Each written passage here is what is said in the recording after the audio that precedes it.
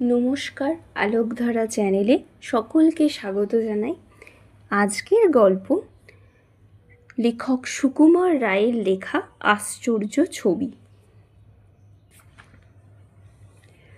Japan দেশে সেকালের এক চাষা ছিল। তার নাম কিকিৎসুম। ভারী গরিব চাষা, আর যেমন গরিব তেমনি মূর্খ।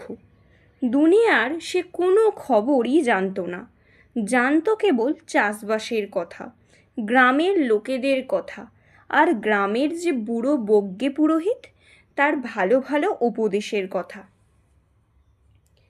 চাষার যে স্ত্রী তার নাম লিলিৎসি। লিলিৎসি চমৎকার ঘরকন্না করে। বাড়ির ভিতর সব তক্তাকে ঝকঝকে করে গুছিয়ে রাখে, আর রান্না করে এমন সুন্দর যে চাষার মুখে তার প্রশংসা আর ধরে না। কিকিৎসুম কেবলই বলে, এত আমার বয়স হলো, এত আমি দেখলাম শুনলাম, কিন্তু রূপে গুণে এর মতো আরেকটি কোথাও পাইনি। লিলিৎসি সে কথা যত শোনে ততই খুশি হয়। একদিন হয়েছে কি, কোথাকার এক শহরের বড় মানুষ এসেছেন সেই গ্রাম দেখতে। তার সঙ্গে ছিল তার ছোট্ট মেয়ে, আর মেয়েটি ছিল একটি ছোট্ট আয়না। রাস্তায় চলতে চলতে সেই আয়নাটা সেই মেয়ের হাত থেকে কখন পড়ে গেছে, কেউ তা দেখতে পায়নি। কিকিৎসুম যখন চাষ করে বাড়ি ফিরছে, তখন সে দেখতে পেল রাস্তার ধারে ঘাসের মধ্যে কি একটা চকচক করছে। সে তুলে দেখল একটা অদ্ভুত চ্যাপ্টা চৌকোনা জিনিস, সে কিনা কখনো আয়না দেখেনি। তাই সে ভয়ানক আশ্চর্য হয়ে ভাবতে লাগলো, এটা আবার কী রে? নড়ে চড়ে দেখতে গিয়ে হঠাৎ সেই আরশির ভিতরে নিজের ছায়ার দিকে তার নজর পড়ল। সে দেখল কে একজন অচেনা লোক তার দিকে গম্ভীর হয়ে তাকিয়ে আছে। দেখে সে এমন চমকিয়ে উঠল যে আর একটু হলেই আয়নাটা তার হাত থেকে পড়ে যাচ্ছিল। তারপর সে ভেবেচিন্তে ঠিক করল, এটা নিশ্চয়ই আমার বাবার ছবি। দেবতারা আমার ওপর খুশি হয়ে পাঠিয়ে দিয়েছেন। তার বাবা মারা গিয়েছেন সে অনেক দিনকার কথা, কিন্তু তবু তার মনে হলো হ্যাঁ, এই রকমই তার চেহারা ছিল। তারপর কি আশ্চর্য, সে চেয়ে দেখল তার নিজের গলায় যেমন একটা রূপার মাদুলি, ছবির গলায়ও ঠিক তেমনি। এ মাদুলি তো তার বাবারই ছিল, তিনি তো সর্বদাই এটা গলায় দিতেন, তবে তো এটা তার বাবারই ছবি। তখন কিকিৎসুম করল কি, আয়নাটা যত্ন করে কাগজ দিয়ে মুড়ে বাড়ি নিয়ে এলো। বাড়ি এসে তার ভাবনা হলো ছবিটা রাখে কোথায়। তার স্ত্রীর কাছে যদি রেখে দেয়, তবে সে হয়তো পাড়ার মেয়েদের কাছে গল্প করবে, আর গ্রামশুদ্ধ সবাই এসে ছবি দেখবার জন্য ঝুঁকে পড়বে। গ্রামের মূর্খগুলো তো সে ছবির মর্যাদা বুঝবে না, তারা আসবে কেবল তামাশা দেখবার জন্য। তা হবে না, তার বাবার ছবি নিয়ে ছেলে বুড়ো সবাই এসে নোংরা হাতে নাড়বে চাড়বে, তা কিছুতেই হতে পারে না। এ ছবি কাউকে দেখাবো না, লিলিৎসাকে তার কথা বলা হবে না। কিকিৎসুম বাড়িতে এসে একটা বহুকালের পুরানো ফুলদানির মধ্যে আরশিটাকে লুকিয়ে রাখল, কিন্তু তার মনটা আর কিছুতেই শান্ত হতে চায় না। খানিকক্ষণ পরে পরেই সে একবার করে দেখে যায় ছবিটা আছে কিনা। তার পরের দিন সে মাঠে কাজ করছে, এমন সময় হঠাৎ তার মনে হলো ছবিটা আছে তো।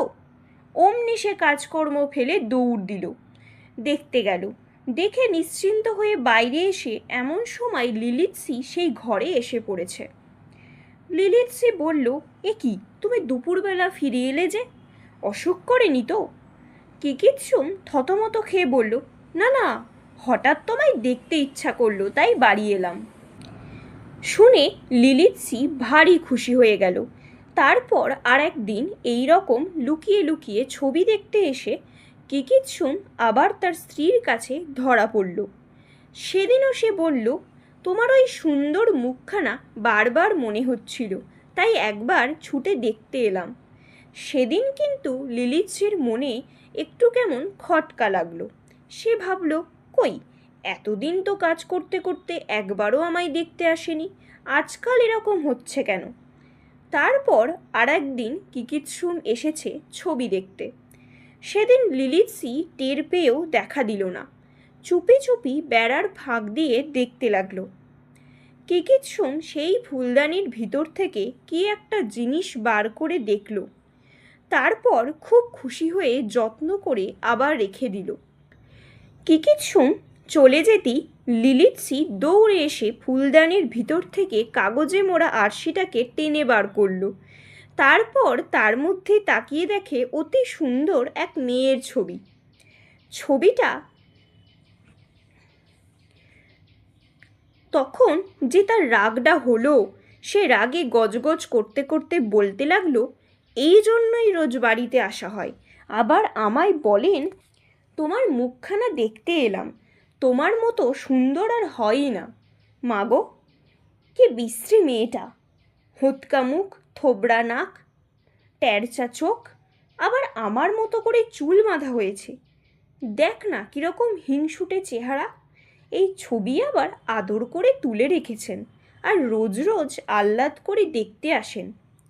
লিলিৎসির চোখ ফেটে জল আসলো। সে মাটিতে উপুর হয়ে কাঁদতে লাগলো। তারপর চোখ মুছে আর একবার আরশির দিকে তাকিয়ে দেখল, মেয়েটার কি ছিঁচকাদুনে চেহারা। এমন চেহারাও কেউ পছন্দ করে? তখন সে আয়নাটাকে নিজের কাছে লুকিয়ে রাখল। সন্ধ্যার সময় কিকিৎসুম বাড়ি এসে দেখল লিলিৎসি মুখ ভার করে মেঝের ওপর বসে রয়েছে। সে ব্যস্ত হয়ে বলল, কি হয়েছে? লিলিৎসি বলল, থাক থাক, আদর দেখাতে হবে না, নাও তোমার স্বাদের ছবিখানা নাও, ওকে নিয়েই আদর করো, যত্ন করো, মাথায় তুলে রাখো। তখন কিকিৎসুম গম্ভীর হয়ে বলল, তুমি যে আমার ছবিকে নিয়ে তাচ্ছিল্য করছো, জানো ওটা আমার বাবার ছবি। লিলিৎসি আরও রেগে বলল, হ্যাঁ, তোমার বাবার ছবি। আমি কচি খুকি কি না, একটা বলে দিলেই হলো। তোমার বাবার কি অমনি আহ্লাদী মেয়ের মতো চেহারা ছিল? কথাটা শেষ না হতেই কিকিৎসুম বলল, তুমি না দেখেই রাগ করছো কেন? একবার ভালো করে দেখোই না। এই বলে কিকিৎসুম নিজে আবার দেখল আরশির মধ্যে সেই মুখ। তখন দুজনের মধ্যে ভয়ানক ঝগড়া বেঁধে গেল। কিকিৎসুম বলে ওটা তার বাবার ছবি, লিলিৎসি বলে ওটা একটা হিংসুটে মেয়ের ছবি। এই রকম তর্ক চলছে। এমন সময় গ্রামের যে বুড়ো বজ্ঞে, সে তাদের গলার আওয়াজ শুনে দেখতে এলো ব্যাপারখানা কি। পুরুত ঠাকুরকে দেখে দুজনেই নমস্কার করে তাদের কাছে নালিশ জানালো।